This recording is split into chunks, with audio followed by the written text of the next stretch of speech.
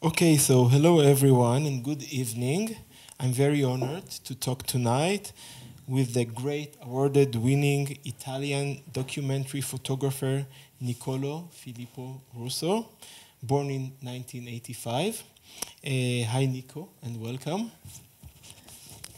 Nicoló is living between South, Central and North America. He chose to tell stories of abandoned communities, mass migration crisis, conflict, and climate change. Witness stories of trauma, inequality, and injustice that have shattered the region for generations. His exhibition, Exodus, and his visit are kindly supported by the Bernard van Leer Foundation. Thank you. My name is David Adika, and I'm a photographer and the head of the department of photography in Bezalel Academy of Art and Design here in Jerusalem. I was kindly invited to talk with Nicoló by Daniela Turgeman. Thank you, Daniela. Hi, Nico. Tonight we will hear from you and learn more about your work. But before we start, I want to frame the context for your exhibition. The 21st century has brought about some significant developments in human mobility. On one hand, wars, poverty have led many people to flee from their lives and attempt to reach safety. On the other hand, a global pandemic has forced many to change their migration plans and stay in place. Still, 281 million people are now considered immigrants outside their countries. Unfortunately, the current situation in Ukraine adds relevance to the following issue reflected in your photographs: emissions and immigrations, anxiety, and living in a state of movement and uncertainty. I hope that global intervention will stop the horror there and restore peace and security to the people of Ukraine. Back to your work. In Latin America, situations like lack of job opportunities, limited access to education, political corruption, full cycles of violence and displacement that are both symptoms and causes of disrupted societies. Nicoló, for the past several years, you documented in Latin America, traveling along migration routes from Venezuela to Colombia and from Central America to Mexico, and the United States. You have been following migrants from different countries for such a long time. You saw countless stories of loss and separation through the eye of people who are born, grow, and die on the move. Decades of civil war, endemic poverty, or violence make it hard for migrants to find better conditions than those they are fleeing. Some never reach their destination, others continue to move, often on foot, hoping to find a place, start a new chapter of their lives. But when I look at your photographs, I see infinity beauty. Impressive and distinct photographs in their aesthetic language. Can you tell us about your aesthetic choices and how they advance the plot? Okay. Thank you, everybody, for coming tonight. And thank you for having me and for supporting the exhibition. We talk about migration, forced displacement, but I don't want to label the people I photograph as migrants or refugees. I just try to look at them as people on the move, people who are in a transition from a moment, a place where they cannot live anymore because living condition has become impossible, to another place which is unknown. So for them it's one of often the most important moment of their life. So I try to focus on this feeling. And when it comes about aesthetic choices, to take a photograph, to make a photograph is a responsibility also, because these are very complex situations. that I try to translate in a language that can be easy to understand for everybody. So the more universal this language can be, the more I feel that I'm kind of accomplishing that I'm responding to my responsibility. And I have the obligation to make this photograph looking good, because I want people to be interested in what's going on in this region of the world and to these people. So it's about moving the message, spreading the message, and if I can do it through like an emotional, strong image, then I can touch viewers everywhere and in a deep way. And so, like then of course I look at the light and I make aesthetic choices that comes from the way I see the world, and that's the book I've read, the place I've grown up, the movies I've seen, photographers I was impressed by that in a way shaped my vision. But then in the moment I'm there taking the photograph, I don't think about anything. I just try to make the best photograph possible in that moment, and it's like it's an automatic decision, an automatic action, which of course has its roots in my personal background, but yeah, I mean the choice to create iconic images is because I want this message to be universal. So we see images from migrants and migrations in the American continent, but through these images we can also think about other migrations, other conditions for displacement. So the figures you were mentioning are almost incredible or unbelievable. And I always say that, like migration for displacement are for me a human condition, because it's not just these people in the Americas, it's everywhere in the world. So through these photographs, I also hope that we can have a dialogue about what it means to flee forced, to leave your house and going somewhere else. Also, abandoning a place that it was yours, and go somewhere else. It's happening everywhere, and now it's happening in Ukraine. So it's a huge number of people fleeing Ukraine now. In 2 weeks, we have almost 1.5 million people, which is unprecedented migration. And I also invite you to participate since now to this dialogue, so we can have this conversation open, exactly. Yeah. But you're also Italian, and you come from beauty, so you are, the Renaissance, and I guess that in your background, aesthetics, or you understand aesthetics because the place you came from. Also. Yeah. I think that is. It's one of the. Every time, like also when it's about books or awards, prizes, you always see a lot of Italian photographers. And I think that, we have also shitty architecture from the 60s and the 70s, the 80s.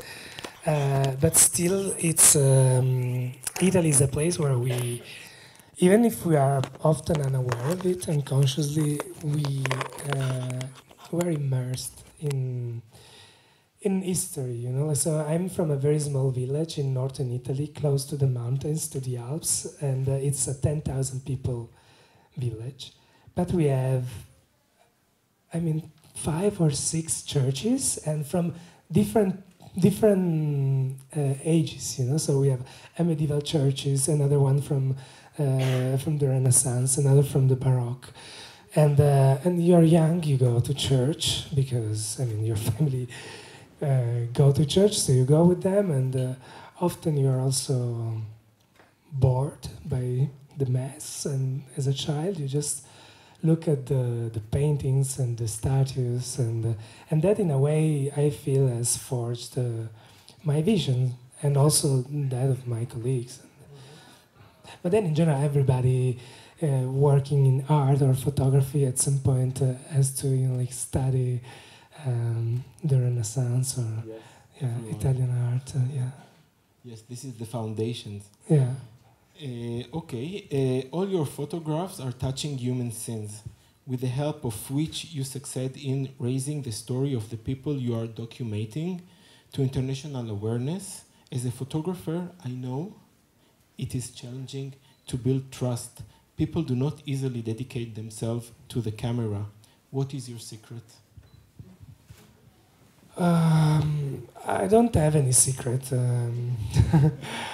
but I dedicate a lot of time to the people I photograph. So all this project began in 2018, and I was working on assignments for magazines and newspapers in Colombia, documenting the Venezuelan migration.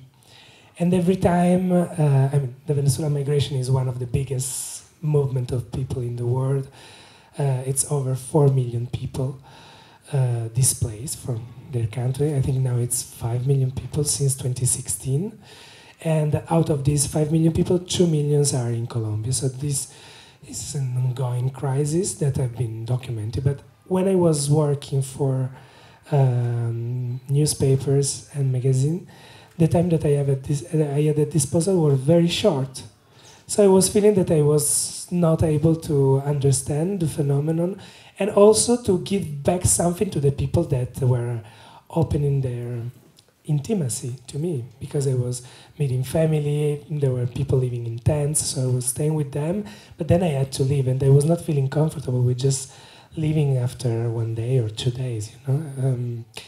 I feel that the most important thing that we can do when somebody really open herself, himself, or a family, when a family let you in and let you tell their story, I mean, it's a responsibility to spend more time with them, you know, because that's the way you can really build trust and create a dialogue. And what I look for is not just to create a dialogue with the people I photograph, but to duplicate that dialogue with you. So I try to maintain that correspondence that generates when I stay with people. Not all the time, you know, of course. Then I choose the photos. But I choose the photos thinking about it. That relationship that I have with somebody I'm photographing, I would like to be duplicated with you. So when you look at the photograph, you are hopefully connected with that person or with those people personally, you know. And this way, I hope to create, you know, like also some sort of transformation, which can be like a one-to-one transformation with the viewer and the photograph, but sometimes it can be collective when we have the opportunity to have exhibition like this and to talk in another country about something that is very far away from here, and eventually, you know, like a transformation that can be social and political. So a transformation which can impact lawmakers and policymakers, so that we can kind of transform the condition of these people or contribute to that transformation. Actually, what I wanted to ask you is what happens when you leave? Like you tend to stay with the people for a long time, connect with them, know them and their lives in depth, appreciate them, respect them, and only then take out the camera. And then after a while, even if it's 2 days or more, you have to leave. So what happened when you leave? Like every time is different. Sometimes, of course, I feel that maybe a situation is not there is a level of hostility, or it's not a friendly situation, or there's a level of danger. So I, of course, wait to take out the camera. But very often I just feel comfortable and I try just to understand if a group of people is comfortable with the camera, and they start working. And in the meantime, I just start talking with them, and I also try to be very clear with what I'm doing. You know, I'm doing a project, I'm photographing you because your condition is very similar to other people who are living the same situation. So I want to photograph what this moment, because this can be a mirror for others. But sometimes if I explain that, the moment is gone. So I just have to photograph and then figure out how to talk about that later. Or maybe there's nothing happening, so I start the dialogue with the people and I don't have to photograph because there's no major event happening. And then when something happens, I'm already... I've already established a relationship with them, so I don't need to give explanation. And sometimes I try to create this relationship with the people I photograph, but I don't have to. I want to, but it's not often possible. So sometimes it's a relationship that I have with the subject, or that I have with some of the people that are moving and migrating. But then maybe there is something happening, and I just look at this situation or that person or that group of people with the memory of the people I'm friend with. So I don't have a relationship with those people in that moment, but it's my relationship with the subject and with that condition that drives me to see something or to be captivated by something happening, and then I try to translate that situation in a photograph, So there are many levels, many layers or many levels. Yeah. I mean, I can establish a strong relationship with you, know your story in detail, and we can even become friends. But then being friends not necessarily is gonna be good, because then I can lose some distance, which allows me to see things in a context, But then what you tell me and your story might be similar to his story, So I might don't have the same relationship with him, but I have the memory of your story, and when I look at him and I try to photograph him, I'm thinking about you, and this is also a way to create a collective dialogue on a topic, And at the beginning, when I was starting photographing, there were photos that were good, others that were not good, and sometimes I was too close to the person I was photographing, sometimes I was too far. And looking at those pictures, trying to understand why they were not working, why they were not good, I also start working on the distance that I have with the situation and with the people I photograph, So I can say that each photograph contains the knowledge of the previous or other knowledge. Yeah, and then there are situations like, talking a little bit about these exhibitions. These exhibitions on that corridor, we have the body of work of this project that I call the Exodus. And in this room, all the photographs are part of a chapter of this project that I worked on almost one year ago. And this is the funeral of 19 migrants that were killed while they were trying to cross into the United States from Mexico.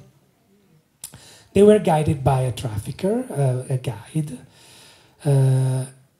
who didn't pay the toll to the gang members that controlled that area. And in this case, the gang members were police officers who operate as mafia, as gangs. And so since they didn't pay, the officers, 12 police officers, decided to send a message also to other migrants on the move. You have to pay. Otherwise, this can happen to you. So they put them in a truck, they closed the truck, they shot 113 bullets, they killed them all, and then they burned them all.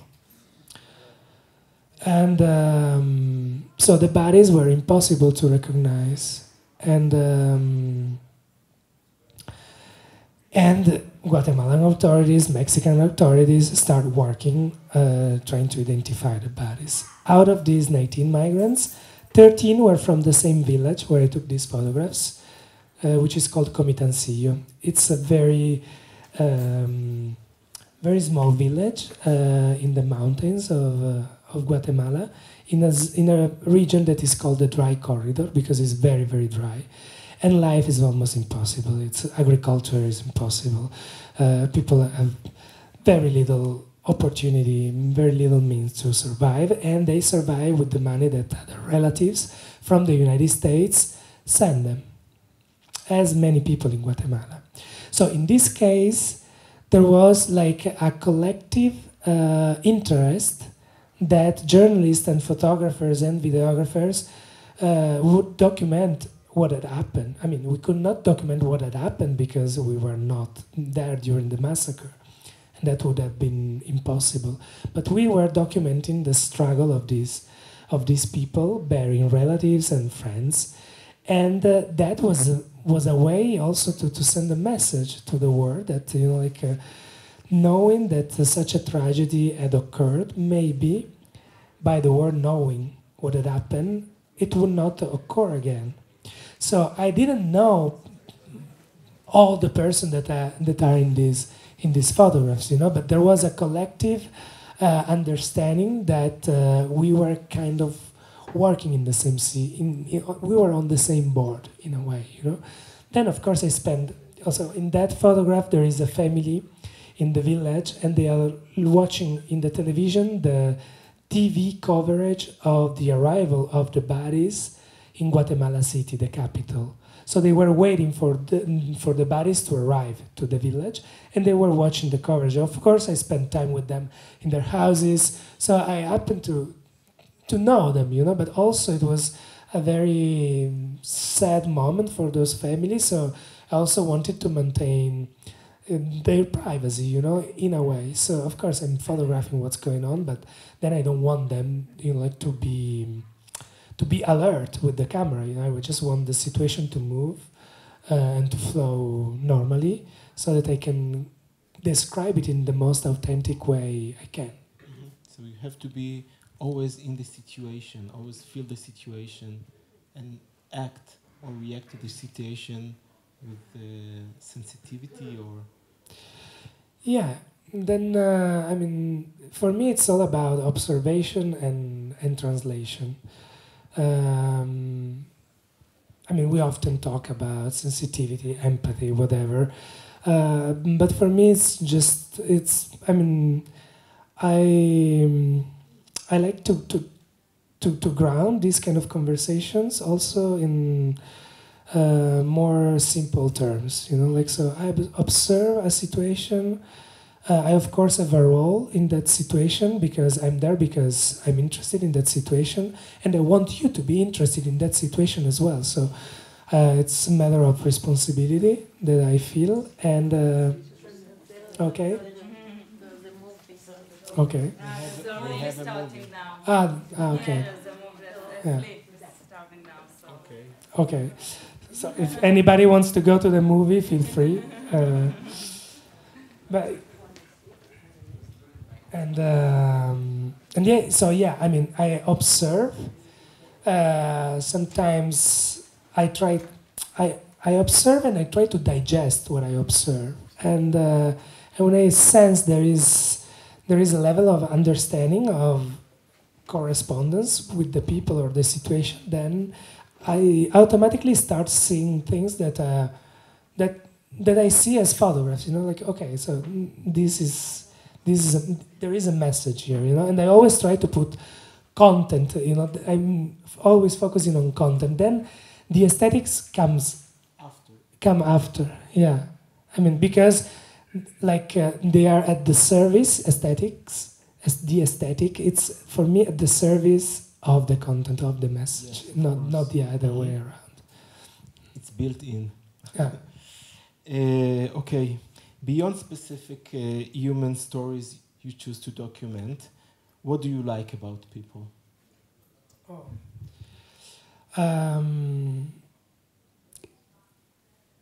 There are a lot of things that I like about people, especially when they are different from me, because I can learn more. And also photographers, you know, I like a lot of photographers who do things in a very different way. But talking about migrants, I really admire these people because it's not easy to leave your house. it's not easy to abandon a place. And often they are very young and they have already children with them. And they, in a way, have already accepted that their life is gone. So they won't be able to fix it. They're just trying to do something to make their children's life fixable. You know, to create a future for their children. And that's I mean, I really respect that, you know, because it's not just about the strength and the will, you know, like to do something for yourself, for your family, but it's also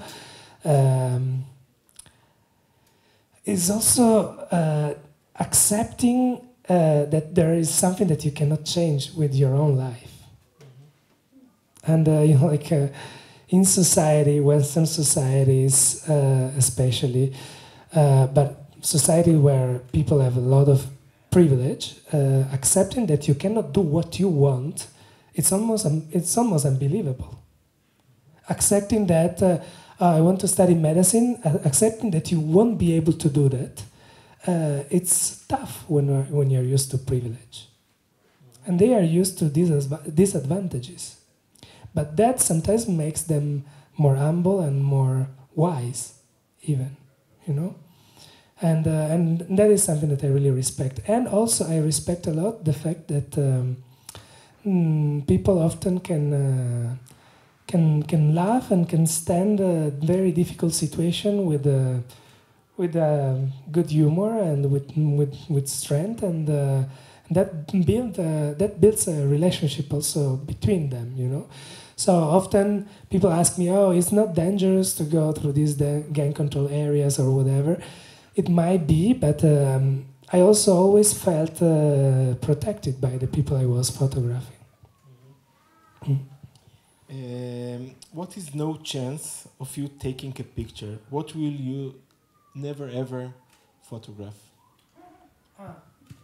What I would not photograph? Yes. Like, I don't photograph when I'm not working on a project.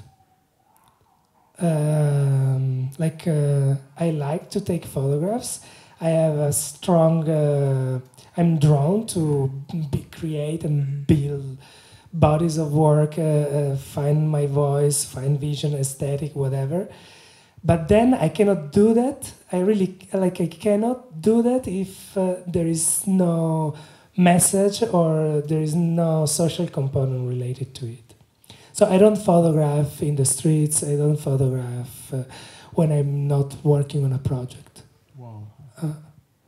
And often when I get close with people, I also don't photograph them because I just want to live the moment. And when I photograph, I'm so focused that my relationship with the environment changes.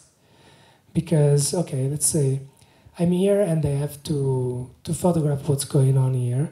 Then I'm gonna look at, you know, like different people, and then maybe there is a character that is more interesting to me than the other. So I'm gonna try to, you know, like take a photograph of that woman, for example. But then I want to take a portrait, but I also want to take a photo of her in the context. So I want also that we understand that we are in an exhibition and that there are other people. So doing so, I've already thought about 50 photographs, 20 photographs, and I have to work them, you know, like. So doing so, I have a different relationship with the. So I might talk to people also, but I always try to make it clear that I'm doing a work, you know. So they also understand if, you know, like we are talking, but something is happening. Okay, I'm just moving, and we will return to the conversation in another moment, you know, because so of course there are situations where I just want to live. Just want to enjoy life, you know. Because photography is an affirmation of life, but it's also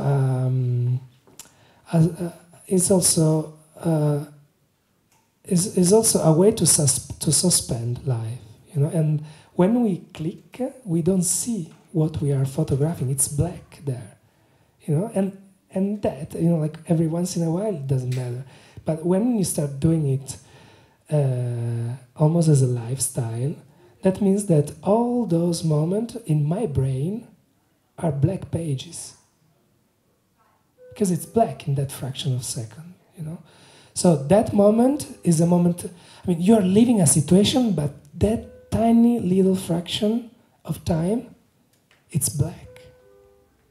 Then you build that memory because you have a photograph, you know, which suspending a moment allows us to reflect on that moment much deeper, you know, much in a deeper, more deeply way. But still is an affirmation through how can I say, like it's affirmation of life through that in a way. So, you know, like I don't want to do this all the time. Sometimes I just want to enjoy conversation, enjoy. So you never photograph when you are not on the project? No. Sometimes I do it with the phone just to create memories or to send, I don't know, like. Instead of text. Yeah, exactly. Maybe there is a flower, I photograph the flower and I send the flower to my mother. Or today I sent a photograph of a painting that I saw in a church and of the view of Jerusalem to a friend. You know, like a message. It's easier than a text. Also, it's faster. Yeah. Okay. What is your first visual memory? Oh, I don't know, but focusing a lot on reading pictures of my pictures, but also pictures of other photographers, I kind of started a process of also self-knowledge or self-understanding, because often they ask me when my vision was built or created in this way. And I don't know, because that's an ongoing process, which always, which is always on the go. But on one end, I have these memories of going to church and see all those beautiful paintings. So, you know, like last dinners, the Virgin with the baby, all these iconic images we grow up with, those have shaped my way to see. And then I have a brother, which is almost 5 years younger than me, and my mom for 18 years. So, I mean, for 18 years in my case, but for her it was 23 years. Every year she was doing a photo album, and it was one which was Nicoló's album, and another one was Leonardo's. My brother is called Leonardo. And she was photographing all the time.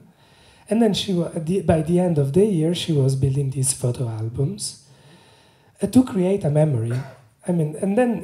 She's not into photography as I am, you know, but still, photograph life to create memory. That's also something that, you know, like I start being aware now of how that thing really shaped my approach to the visual language, you know, which is a language like it's for me like a new language, you know. Is, let's say, for me, photography is like Hebrew, you know, like I don't understand what you say, but I want to learn. And so photography is a language. It's different because it's a language that we can all kind of understand or in the surface, but then really talk through photography is like to learn a very difficult language. So this, and those memories of those albums my mother did are now probably my first memories, because then I see myself very young, and you know, like there is a funny photograph of me. I was 4 years old, and I had like a police motorcycle, electric, and I was moving in front of the family house, but there were also other houses, you know. And then I had to pee. And, you know, I was 4 years old, so I just parked the bicycle, the moto, and I went in the middle of the road and I just did it, you know. And my mother saw it, but instead of, you know, like explaining me that that it was not something good to do, that I should do, she just took the photograph because she thought that then showing me the photograph I would have understood, you know. So that's also kind of triggered me like something, because through photo you can also explain things or make people more aware of situations, you know. Yeah, so probably those are my first memories. When did you know you would be a photographer? In 2016, that's when I started. So I'm pretty young, but I was into photography since a while, but I was still kind of finding my way. And in 2016, I started working in Colombia, documenting an humanitarian crisis, which is still ongoing. There is one of the biggest coal mine in the world in this very desertic region. So the coal mine uses a lot of water and is drying up the rivers of the region. And a lot of people are suffering from malnutrition, child mortality. So when I was working there, that's when I started feeling that that I was photographing with a purpose, and the purpose was to, you know, like to make this situation, which is very forgotten, more known in the world. But also in that situation, I started facing the major obstacles of this profession, because sometimes I was meeting people and photographing them who were about to die, and I didn't know what to do, because I knew that those photographs would have eventually one day made a contribution, but not in that moment. So I decided to build a dossier. So I was taking photographs of the documents of these people, and I was, you know, like building folders with the photographs, information about the case, the location, the ID number, the age, the name, surname, everything, you know, about these people. And then I was moving and sending these folders to local governments, national governments, NGOs, magazine, newspapers. And eventually, one day I received a phone call from the director of an organization in Colombia. And she asked me more information about those people I was photographing. And I decided to take action and to try to save some of the people I had photographed. And they did. In one case, they could save a 4-year-old child who was about to die. Then they tried to save a woman. She was 22. She looked like 70. She had 2 children of 2 and 4 years old. We could hospitalize her, but then, I mean, she was in a pre-death state, so she died. But the organization took care of her children for a while, for 6 months after her death. And then they moved to another region, so they lost traces with them. But still, that was the moment that I understood that photography can contribute to small changes sometimes, you know. But then this is something photography always confirms. And it can be very, very small. For example, a student for a university somewhere in the Midwest a few months ago wrote me because she was doing her thesis in literature, and she had used one photograph as inspiration for a poem. So she sent me the poem. So there are these kind of small, nice transformation, but then there are also much bigger transformation. NGOs that has reached out, because a couple of years ago, this project, Exodus, started being more known and widely published and shown in galleries, museums, and whatever. So many people saw these photographs. And an NGO, Action Against Hunger, they reached out because they were working in a region where I had taken a lot of photographs. And they were wondering where those informal settlements were because they didn't know about them. So I told them, well, if you want, I can drive you there, and we went with also other organizations. There were the United Nations and other organizations. So they decided to implement health programs in those communities of Venezuelan migrants, and also educational programs for children.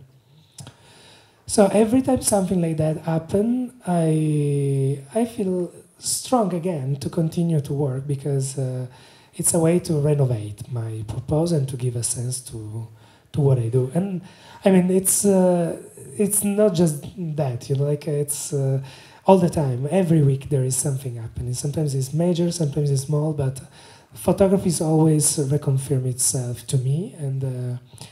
And so this started in 2016. I started, touching the change and the impact that photography can have, and then I'm building upon that. I photograph with that purpose. And I hope that I hope to do more. I always think about new ways to use photography as a tool. So, for example, I built a project in Colombia to use photograph with the children and also adults in formal settlements, so formal migrant camp held by the United Nations. We did a project of journalism within the community. So the United Nations bought several cameras. And it was about self-representation, but also about the representation of others. So everybody was telling their story, but somebody else was writing about it. So telling my story, and then you are gonna write my story, and I'm gonna photograph you, and you're gonna photograph me, and through that we built and see how people are, feel a voice and a power through these kind of practices. It's magic. It's wonderful. It's beautiful, and so this is what moves me. Yeah. Who are your favorite photographers, and where do you find inspiration? I find inspiration in observation of nature, especially in nature, and but also architecture, books, novels. I really like Russian novelists. Talking about Russia these days, but we're not want to give. And Indian novelists.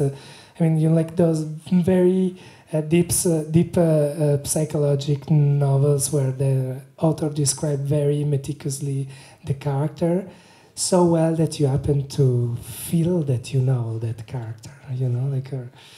I like that kind of exploration of human psychology, because that's what then I try also to duplicate when I observe. And then there are a lot of photographers that who have inspired me.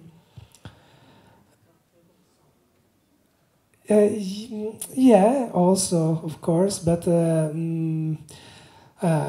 is an Italian photographer called Paolo Pellegrin, who has photographed major conflicts and events in the last 30 years.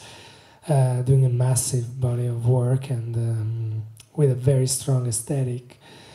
And there was an American photographer, Stanley Greene. His photography also really inspired and influenced me. And then a photographer called Darcy Padilla, Donna De Cesare, Donna Ferrato. I could keep listing a lot of photographers and colleagues of my generation. But yeah, then I'm inspired by any kind of conversation, and even when I have to choose a photograph, sometimes I ask, not necessarily to colleagues, also to understand how somebody who is not into photography might receive a photograph rather or another. Everything, like life, food. Sometimes life can be very inspiring. Yeah. You're exposed to brutal scenes. You live the distress, the fears, the pain, the misery of the people you are photographing. It is a mission. When are you happy? When are you happy? I'm happy. What makes you happy? Okay, sorry. How do you relax and where? I'm always happy. Yeah, I know it's strange to say, but of course I have moments of sadness as everybody. But I try to be happy because being sad, there's no solutions. I'm very sad about what's going on in Ukraine now. Yeah, but I don't want that. Because of that situation, I don't want to stop smiling because of that situation. I have to keep smiling, and I have to smile more, and have to be possibly more sensitive, more intelligent, and do better, whatever is what I do, just do better. And I don't want to sacrifice life. I want to live life, and I want also that my work can be an inspiration for myself and for other people, and of course there is, exposure to those kind of situations can drive people also sad, or even experiencing trauma. But for example, a couple of weeks ago I was in Arizona, in the desert, with a group of activists who look for lost and disappeared migrants. So often it's about looking for remains, bones, or pieces of bones, and it's territory controlled by Mexican cartels and drug dealers. We found a box of marijuana just thrown in the middle of the desert. And so it's very dangerous, and it's about that, And these people were making jokes all the time, where they were smiling all the time. Also because, that is already playing his role, let's feed some other part of. Let's feed life, especially when we are exposed to that. I like to feed the life. To charge. Yeah, and also to respond, to adversity, and not to be broken by the state of the world. And it's an affirmation, like photography, because you can photograph a very sad situation, but we were asking who the photographers who have inspired me. Photographers who are photographing horrible situation with a lot of humanity, with a lot of emotion, with a lot of beauty, and that is not easy. You have to train your heart, your brain, your vision to do that. It's a process. That's why then through the life of others we eventually also understand ourselves. And that's an affirmation of life. Okay, there's that, but there's also beauty, there's dignity, there is strength, and if you can see that in darkness, and then there's some light, then the darkness has to go away at least a little bit. I agree. I think that happy is like the way to clearance of all the harsh situation you experienced. What do you wish for yourself?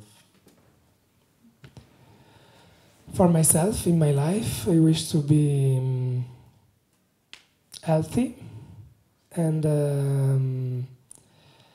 in tranquility, to have a peaceful state of mind, and to continue to work on these stories and to flow from, I don't plan too much. There is a level of planning, but then I try always to move from a story to where the story is driving me, So this is the way I want to continue to work, and hopefully to continue to share also the work with you. Thank you very much, Nicolò. Your photographs excite me. They are spectacular. They make me move. It's a beauty that like the harsh cold of Jerusalem, it penetrates your bones. Or as I read, someone said about your work, human resilience and brotherhood, like I have never seen before. Thank you very much for having me and for being here tonight. So, I'm gonna be around, so if you have any question or if you look at the photos and want to ask me anything, feel free to do it now or anytime. Yeah. May I ask a question, a technical question? No rush, we can stay here. All your pictures tonight are in black and white. Are you only working in black and white? And if it's true, why? I mainly work in black and white when it's about personal projects. I work in color when I'm assigned a story or a reportage which is short. So in that case, I often don't have enough time to go this deep. And I think that I prefer to use black and white where I kind of have time to really build a narrative and a story. But there are several reasons why I decided to use black and white. One is that my photographs are taken in different time of the day and in different latitudes. So that would change the colors. And the colors are very nice in the morning and in the afternoon, sunset and sunrise. But I cannot ask for things to happen in those few moments of the day, yeah. So using black and white, I can use harsh light of daylight because it's more net. It's more neat. Yeah? It's more neat, and that allows me to use shadows and the contrast as an element of the photo, like as I use a picture, people or a tree or any other composition element, and so it helps me to to use those difficult lights, and also it helps me to create a cohesive body of work, because there is some continuity in every photograph. So I work with a printer who's also the person who tuned the photographs, and we apply the same black and white to all the photographs. It took a while to understand which was my black and white, but then since we found it, we work the black and white also because I want my work and to have an identity, and to be recognizable. And so these are more technical reasons. And then there are further reasons, because I want this story to be universal. And my hope is that it can trigger emotions in the same way all over the world, independently from who is looking at the photograph, from which country is coming from. And because migration is human mobility, also to go back to the terms of this space and the occasion of this exhibition. It's a human condition of our time, human mobility, and so this is a way for me to talk about migrants in Bangladesh, migrants from Afghanistan, migrants from Africa to Italy, for example, you know. And it's a way to talk about life and death. So it's also becoming an exploration of life for me. So the color photography is an interpretation of reality because it's bidimensional and because you know, like choosing a different lens, we see the world in a different way from the way we look at it naturally with our eyes. You know, so it's an interpretation. So the black and white, it adds another layer of interpretation because we don't see in black and white. But this addiction, this new layer, so this sum of layers of interpretation, when you use black and white, happens through the reduction. So I quit elements. And I quit elements that could be destructive. So if you notice, there's always, almost in every photograph, there is, you know, like an expression, a hand, or an emotion, but there is a continuity, and you can find it almost in all the photographs. Then we can also walk if you want, and we can kind of dig a bit deeper into the photographs. But this process of reduction makes it more direct to read the photograph. So if I'm not distracted by the color of the skin, the color of the sky, the clothes, I can feel a correspondence with that emotion, you know. And even if in this moment we are in a privileged condition compared to those photographs or most of these photographs, we still all like the emotion of a person, of humans, are the same, you know. Like if you smile or you're happy, you can be happy in a migrant camp in that moment, in that fraction. And that's the same feeling of you smiling now at the bar drinking a beer.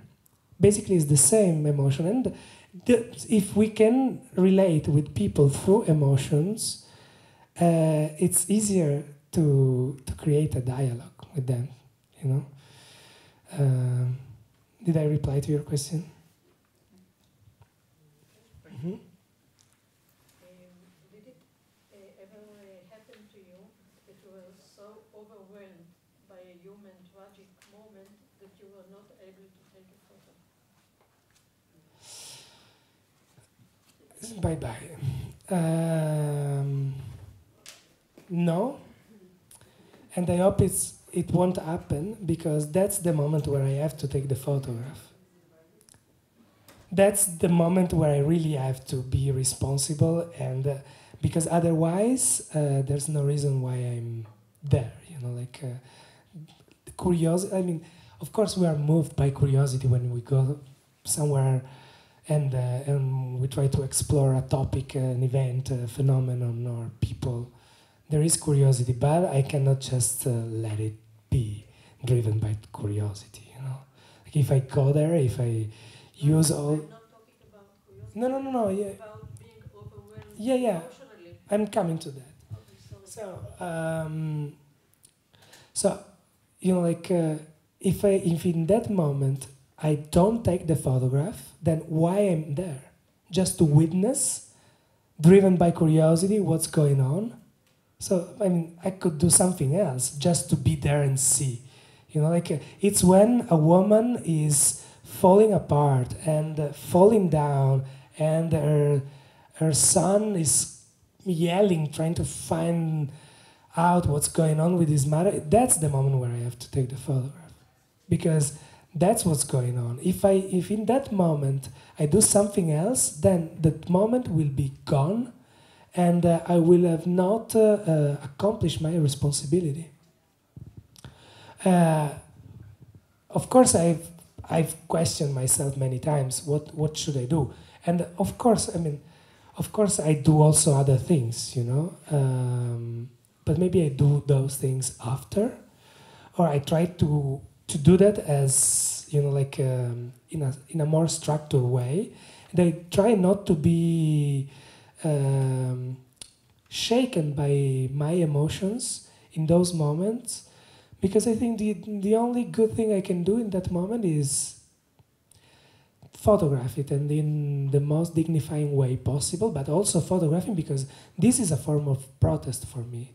I mean, I'm making a statement. I'm denouncing that there are people suffering, and then, you know, like, they are suffering. It's impossible to live in their homes because of violence, poverty, political instability, social instability. Eventually, this is about capitalism. I'm sorry, but this is what my work is trying to tell, you know, like that injustices, inequalities, a few, like, small part of the world using most of the energies, psychopaths in power, as we are witnessing almost every day in so many countries.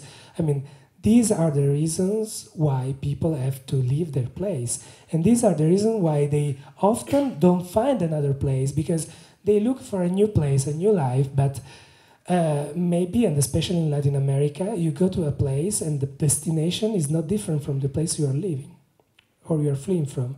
So you have to continue to move, and you continue to move. So you move to another country, and this journey can become...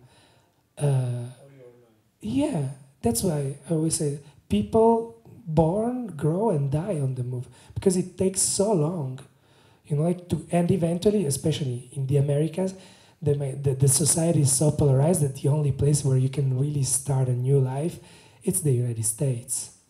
So there are people walking the continent, you know, and since violence never left them, they are very, and they have no means to face all this struggle. They are very vulnerable and to crimes and violence and violation of any sort, you know. And so yeah, those are the moments where I hope I will always be able to stand and be clear and focus to make a photograph, you know. Not be paralyzed. Yeah. Yeah, the photo I had in mind is, if you already seen it or you will see it, there's this photograph where there is a mother who fainted because there were clashes between the police in Guatemala and the army. They wanted to stop this 10,000 people caravan. And so, well, they tried to have a dialogue, but eventually there was a violent confrontation. And this woman was overwhelmed. She had 2 children, another child in Honduras, like a very struggled story in her past, so she could not bring all her children with her. So she was traveling with her 2 children, and there is her child. You know, like he thought his mother was dead. I mean, that's what I felt, at least. You know, I was telling him, "Don't worry, your mother is not dead. She's alive. You know, she's gonna wake up in a moment." But then she was very overwhelmed, and Isaac, her son, is 4 years old. Was 4 years old, now turned 5. And she was looking up at adults that were there, you know, they were migrants, police officer, whatever. And he was kind of desperate, and he was kind of looking for an answer or for responsibilities, you know, like, who did that to my mother, you know, like, who can do something for my mother? And, you know, those are the moments where, those are the moments I'm waiting for, you know. I mean, not like a vulture, but I photograph other things in the meantime, but then those are the moments that end up here, you know, like, and that I want you to see. Because, I mean, you may have a son or a daughter or not, but yeah. So you might understand when you read the caption what it means to be a mother, you know. And you left your country, you're somewhere else, and you have still half a continent to walk, you know, and you just fainted because it was too much to handle, you know. So I want that reflection to be triggered in our dialogue. And the pictures, are they spontaneous, or sometimes you stage? I mean, like those 3 kids on the grave. It was like this? No, I never stage. I always look for authenticity. And that's not a grave. That's a shadow that looks like a grave. Yeah, but, you know, talking about correspondences. So those 3 children, they are family members of a girl who died while crossing to the United States. And one of these 19 migrants, you know. And they were waiting her body to be repatriated. So they were preparing the funeral in the house, in the family house, in front of the street. And then they were just hanging there, you know, those children. And there was this shadow that looks like a grave, but it's not. Yeah. That's a very cool trick. But for example, I don't remember if I saw that in that moment. I could, but I don't remember. Probably not, you know, because in that moment maybe I was just thinking about geometry, shadows, light, isolating the subjects and... But this is your unconscious. Yeah, so exactly. That also works for you. Yeah. Thanks God, So yeah. conscious and Yeah. your unconscious that's Yeah. working together. Yeah. But maybe I suggest maybe you can go and if you can I ask. have another question. Because before you were talking about not respecting the situation and let it happen and choose the right moment to do it. And I wanted to ask you, which are your tools or which kind of like are the your choices in the moment to keep the authenticity so that people are not, so you don't interact in the situation, you know? Yeah. The people like have the freedom to, as you were talking about this situation over here, like that they are not, they don't feel invaded in their own space. Let's say. Well, that often happens when we spend time with people, then we get used to the situation and we don't, I mean, it becomes normal to be surrounded by people, you know, like we didn't know each other since 1 hour ago, yeah, and now it's gonna be kind of normal to hang around, go out, drink something, and you know, it's very easy for humans to, you know, quickly make connections, and also, unfortunately, to forget information and people also. So, you know, like once then now cameras are not even doing click, they just, or they're completely silent. So they get used to you and then they just go back to their own life. And then when I start observing, and then this is a contradiction in a way, but I like when photography is very cinematic, because cinematic is authentic. And it's, I mean, we use the word cinematic, but in cinema things are staged. Yeah, but actors are so good that it looks like real, you know, and it looks authentic. And eventually, photography is cinematic when it's authentic and, you know, so. But, yeah, But there is maybe not a thin, but there is a thin line between like stage to frame. So you're framing, you're not staging, but framing is also staging because I decide to exclude something or to keep something in. Like what I do in general is I try to isolate the subjects so everybody can have a space. And then, you know, like if there's something happening, I shoot a lot of photographs. Or I see something that I feel can be found in a photograph, so I just explore it until it comes out. And then it's a matter of even taste in a way. So, you know, like, okay, let's say I shot 2,000 pictures today, and then I have 100 photographs that are good. And maybe you would choose 20 photographs, I would choose other 20 photographs. And those become 2 different stories, you know? And that's where I decide the story I want to take with the content I got, you know?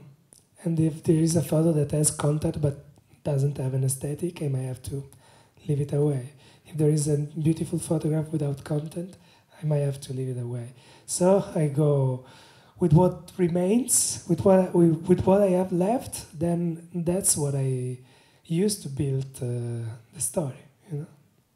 Do you sometimes receive rejection from the people that they don't want to be photographed, or do they sometimes accuse you of not helping them? No. Never? No. And you just live with them and they don't mind? Yeah.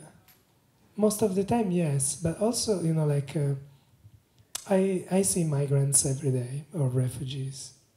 Not every day, but very often. And they don't see photographers very often. And that's a very important moment in their life, you know. Their life are shifting to something that they don't know. So having somebody interested in your life, somebody who wants to hear your story, I mean, somebody whose work is to listen to your story, it's therapeutic. And often I'm not aware of the impact that these kind of relationships have in myself, but especially in those people. In Mexico, I work a lot with an activist, and he knows very well the roots and whatever, so we work together because he gives me access.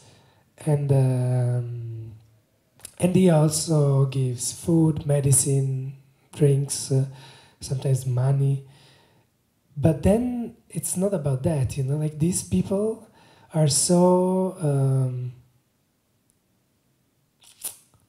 can I say, so touched by knowing that there is somebody dedicating time to their condition and to the condition of people who live the same situation, that that creates something very deep. And then you exchange messages, and then maybe you say, okay, now let's do one for Facebook, and then I send them the photo, you know, like on WhatsApp, and we keep in touch. And then maybe I'm on another migration route, so they ask me how is the route over there, or I can ask them how's going on over there, if something happening.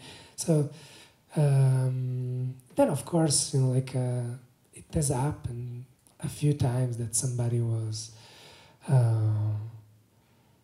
didn't want the photograph, but because it's people are experiencing also trauma, and not all the people react to the same trauma in the same way, you know.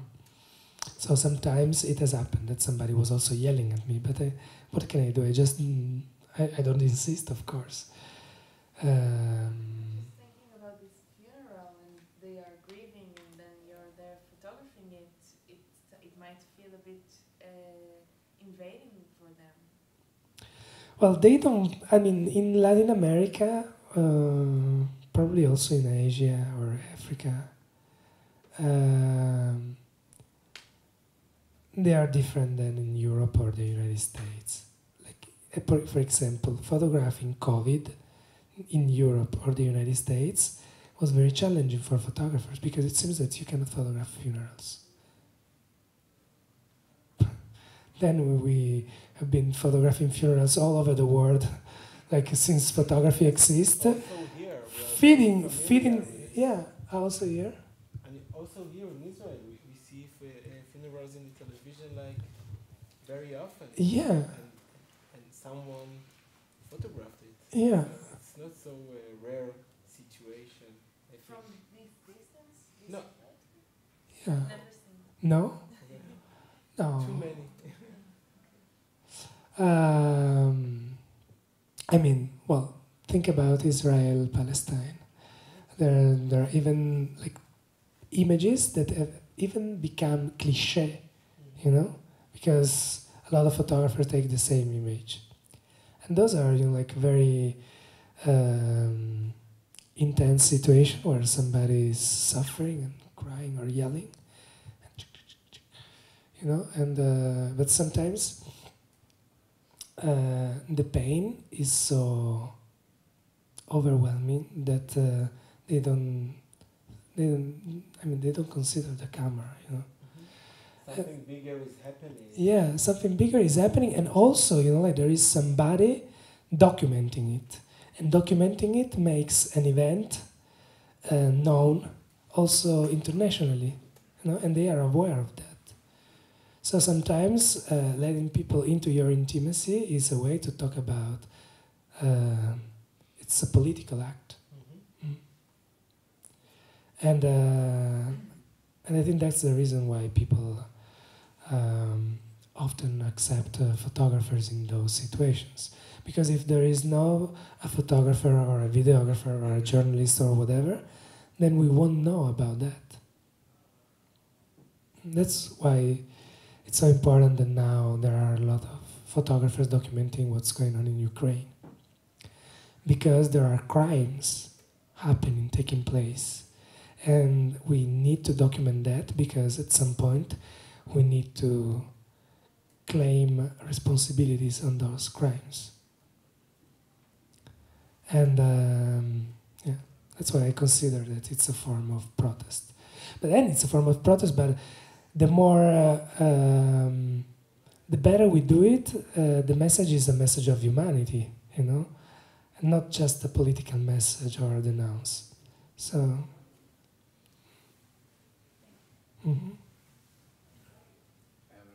okay. Yeah, I wanted to ask you, in terms of edition, like how much you allowed yourself to retouch a picture, and how artistic you allow yourself to get with it as well. Like I really like what you said, because I also thought that it was a grave. Yeah, like a grave digging. So like I don't know, like which is your process or your take on this? So I work with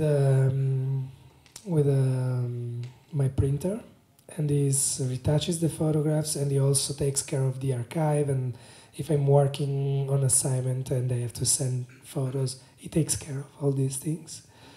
And he also helped me with the editing. So today I shot 2,000 photographs. I cut down to 100, let's say, you know, like I'm giving an example. And then I send him those 100 photographs. And then I label those that I think are the good ones, you know. Then he look at them, well, he save all the photos I send him. So I have a backup with him, an extra backup. And then he says, well, I would work on this, 10 photographs. And then we look at them, maybe we cut down to 2, 3 photographs, or sometimes we don't do any, because they're not good enough. And then, if it's like for my personal project, he does the black and white, thinking already about the paper we used for the prints and everything. And when it's on assignment, often it's color, so he does the color correction, but we don't add anything in the photographs and we don't take anything away. So that's what I see in the frame. Sometimes, but it happened twice in my life, we might cut the photograph a little bit if it makes the photograph better, you know. But that's it. We don't do anything more than that. You take the picture colored and you change it? Yeah. Yeah, because I shoot in RAW, which is a digital negative, yeah. And you see it colored? yeah, but in the camera I can also see black and white if I want. Yeah. So sometimes I see black and white already, but often I see in color. Practically seen in color, but in his mind is already in black and white, I guess. Yeah. Because you are Used to see yes. Yeah. You know what you're looking for. You know how red will look like, Yeah. how white will look like, the contrast. So you used to it. I would love to ask a question. Sure. It's more a thought than a question, but when I take a photograph like many other people with a phone or a camera, I feel feel a solid amount of security. So how do you adjust when you're in such extreme situations? Insecurity or security? Security. So you feel empowered.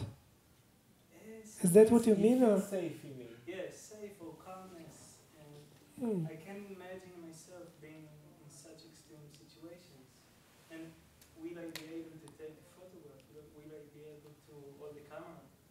And so it's more a thought than a question, but do you feel safer with the camera? And how do you adjust? Yeah.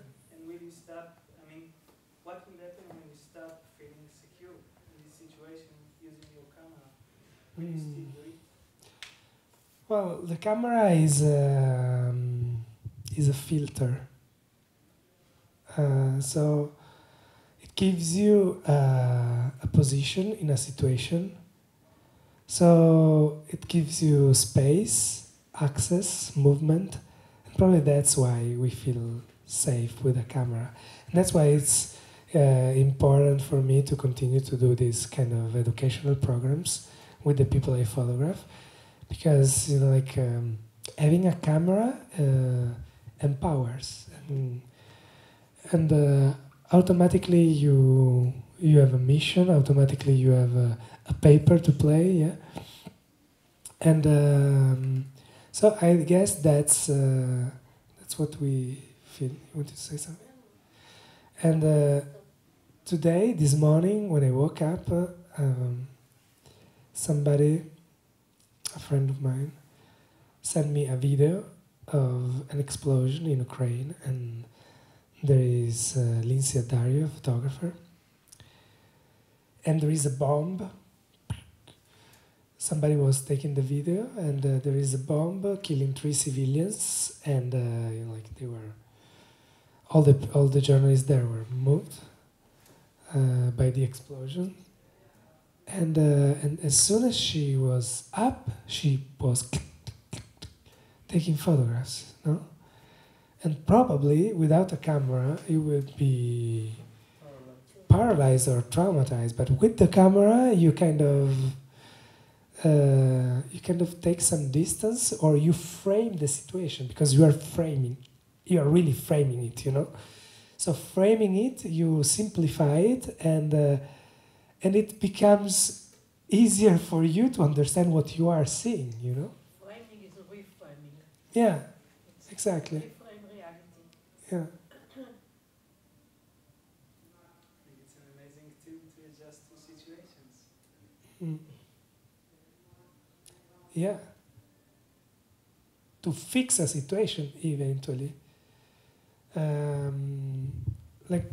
Okay, if you want, we can move and we can chat and